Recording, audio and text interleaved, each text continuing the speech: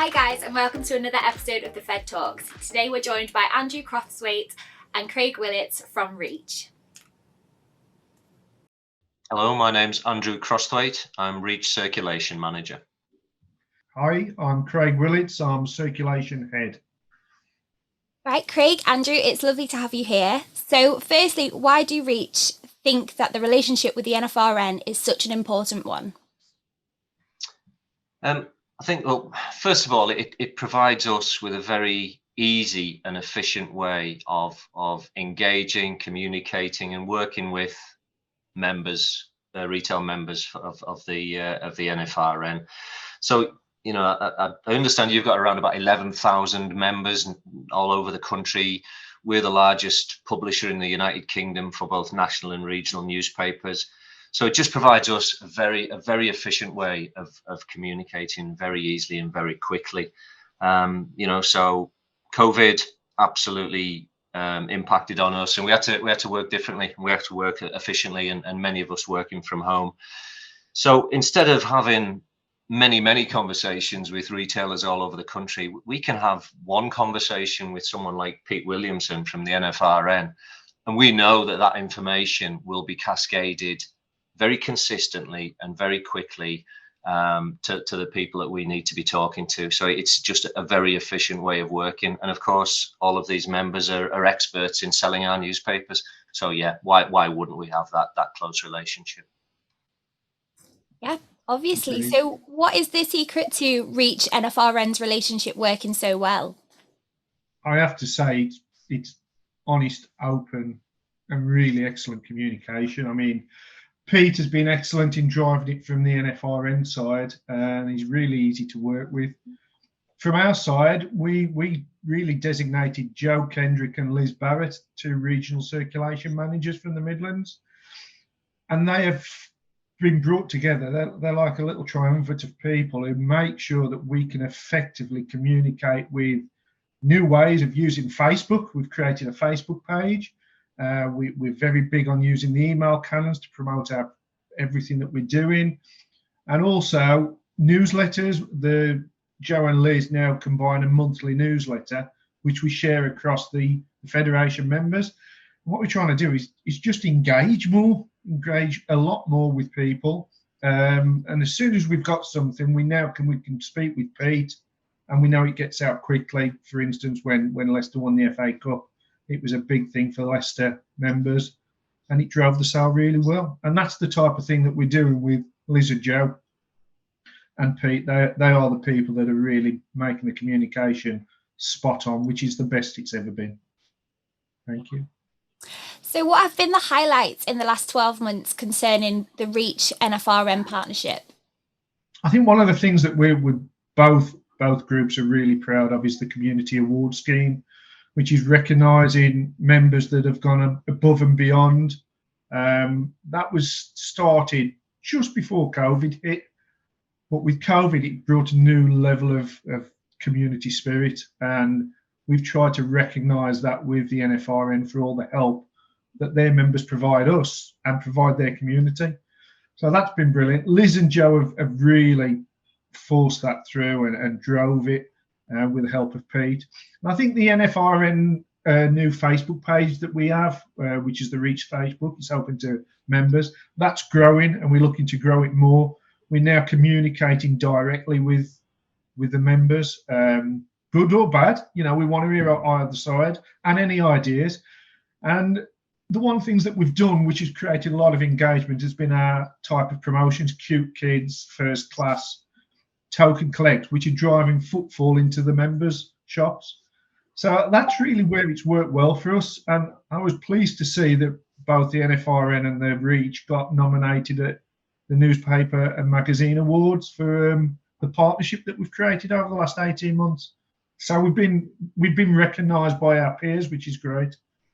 But that's the best thing for me over the last 12 months. Yeah, so how did the COVID situation impact on circulation, and in particular with your relationship with the Fed? Yeah, when you've been in the industry for 30 plus years, you've seen everything, and then COVID arrived in March 2020, and many of us were told to work from home and or go on furlough. So it was a massively anxious and uncertain time for the world, obviously. And I remember sat in this chair, you know, on that first day of working from home, looking out the window, and the streets were deserted, and sat here wondering, you know, are we writing newspapers? Are we printing newspapers? Are we going to sell any newspapers today? How many? You know, so massively uncertain times, and really anxious times. But you know, we did sell papers and a lot of newspapers, but our sales were absolutely impacted, you know, overnight pretty much. And not all of that sale has come back, and I'm sure that's common with publishers all over the world of newspapers. So yeah, hugely uncertain times, and it absolutely impacted on the sale of our newspapers. But the fact that we still managed to sell the numbers of newspapers that we did sell was testament to the whole of the supply chain, from the journalist who writes the papers to the wholesaler who delivers them, of course, not forgetting the guys that print them, and then the retailers who sell them, right to the paper boys and paper girls and delivery agents who deliver them to our customers. So, you know, it was an unbelievable effort to maintain the level of sale that we as an industry, not just a company, managed to retain. But yeah, it was very difficult. We as a company, we lost a lot of staff. We had to reshape, reinvent ourselves, and cut our costs accordingly. So absolutely, we lost a lot of staff. We lost a lot of people within the circulation team, and a lot of those people were field sales operatives, people whose jobs were to go and interact and engage with our retailers or your retailers. So a lot of that field sales operation unfortunately went, and our resources were dramatically reduced. And we were all working from home and working on these screens on a daily basis, and still are.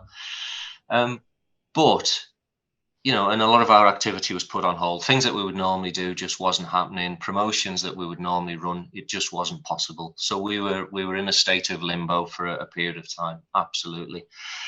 But you know, we all know there was such an appetite during COVID, and still is, for a need for trusted information and trusted news. So our readers, your customers, were turning to the press, national and regional, for trusted and reliable information to try to understand what was going on out there. So, you know, we reacted to that with appropriate content.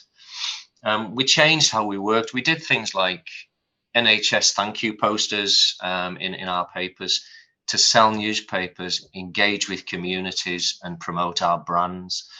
So really positive things came out of it.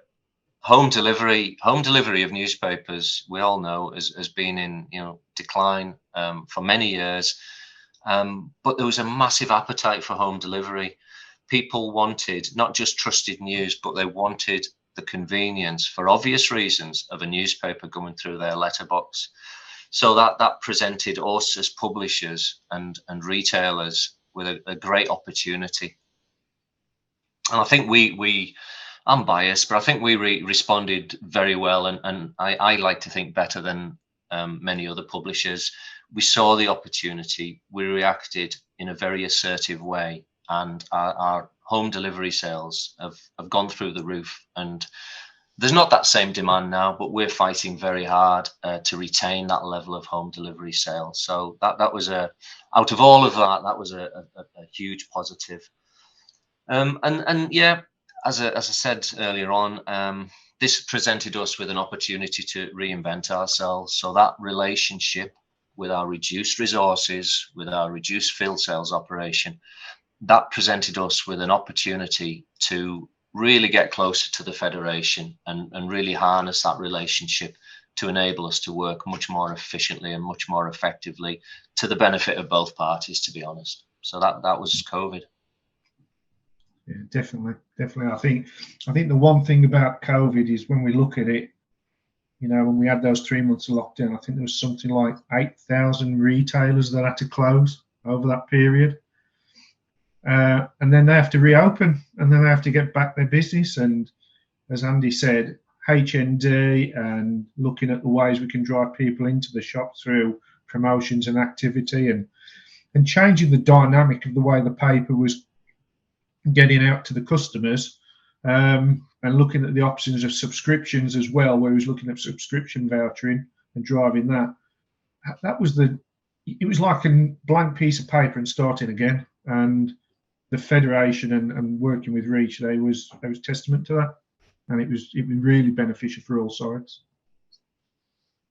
Yeah, so thanks guys. So finally, how do you see the NFRN relationship developing, going forward?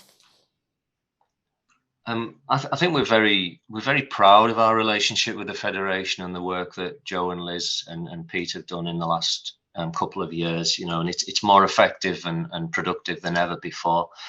So we've got to build on that. Craig's already mentioned the community award scheme, which has got to a really great standard, but we build on top of that. We make it even better.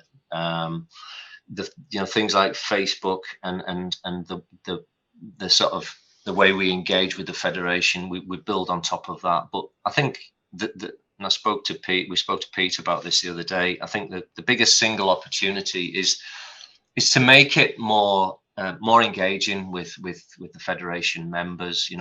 I and Craig don't want this just to be something where we use the Federation as a channel to send information down, and it's a bit of a one-way street.